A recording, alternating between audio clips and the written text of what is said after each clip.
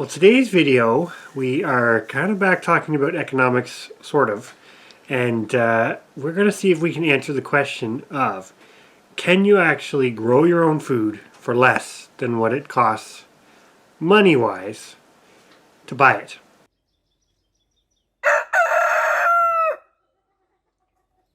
So one of the big kind of thoughts for us as we've been going through this homestead economics series, I guess you could call it, and kind of going through our expenses for 2021, one of the questions we've kept asking ourselves was, is it really worth it? Is it saving us money? And we've kind of gone through our numbers. So now, in starting this whole kind of assessment at the end of our economic series, one of the things that we went and kind of looked for the information for was, what is the average cost to feed a family of 4 in Canada? And it was in 2021. Yeah, that's the data set we used. Yeah, it was interesting to see the data. We managed to find some pretty reliable information on the 12th edition of Canada's Food Price Report. So that's what we used to gather our information. And what they kind of said was that the cost to feed a family of 4 in 2021 was an average of $13,907. And they're projecting that to increase quite substantially for 2022 with an estimation of $14,767. Which is a pretty big jump. That's $800 more for 2022 than what it was to feed your family in 2021. So that kind of gave us a ballpark number that we were sort of going, well, just out of curiosity, how do we compare? Yeah, when we actually add everything together. So one of the first kind of things we looked at, obviously, was all of our expenses, which you've now seen. And if you want more details on those, you can go to the videos. We'll link the playlist below or above. Well, this will be part of that playlist, because this will be part of it. Exactly. So just a quick rundown on our farm expenses. We had $637.51 for the garden, $2,328.63 for the sheep, $238.96 for the geese, $1,030.26 for the rabbits, and $1,330.67 for the chickens, for a grand total of $5,566.03.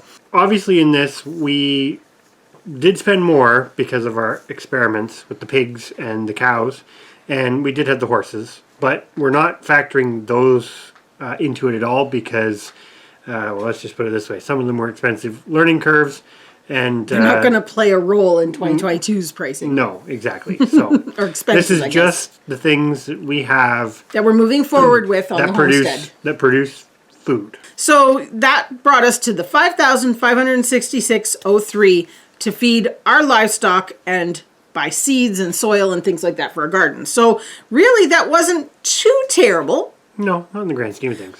But as everybody knows, we didn't completely feed ourselves from the homestead.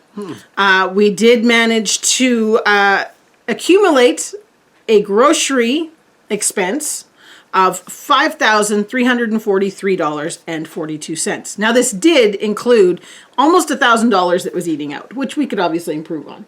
But sometimes you got to treat yourself. And it does include two things that we started to I'm going to say stockpile, but yeah. Instead of just buying one of things, we often buy 2 or 3 and just kind of accumulate them gradually. That number is definitely improving as well for 2022 already. We're seeing in January and February because we're tracking again because, boy, it's kind of an addiction once you get started.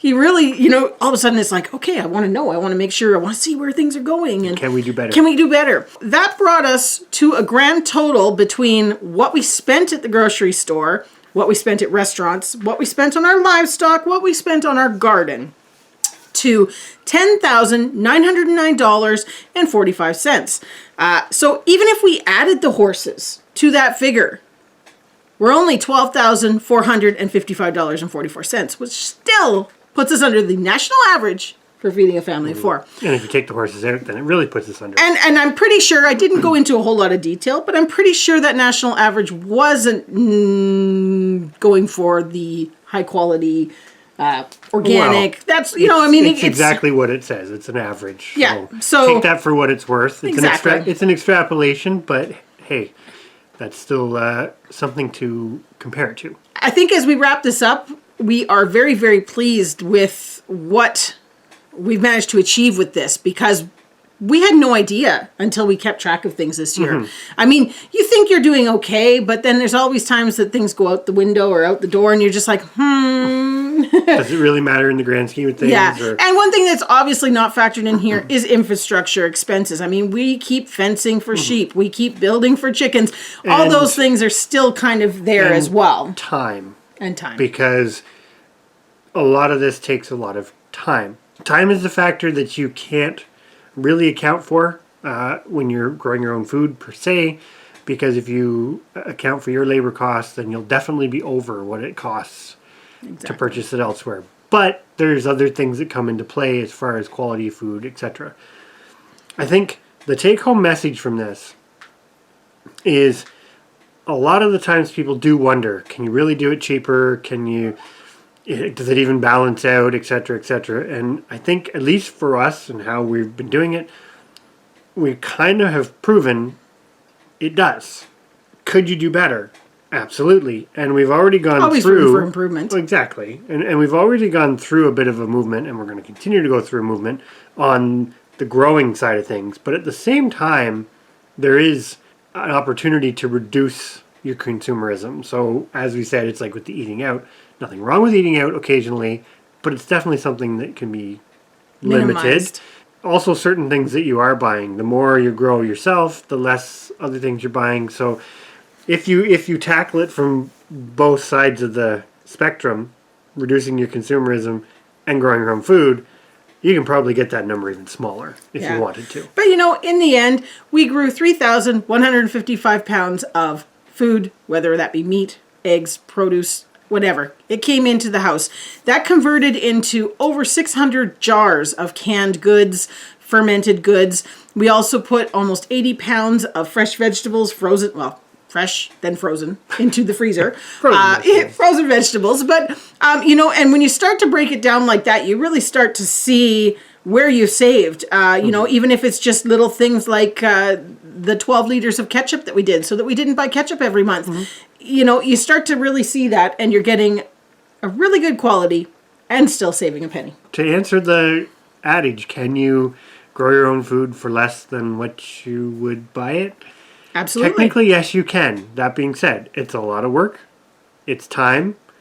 Those are hard things to factor in. And there's so many different ways that you can break it down. So you're just getting a peek into how we've done it. And if you want to see more on that, you just have to go back and watch all our videos.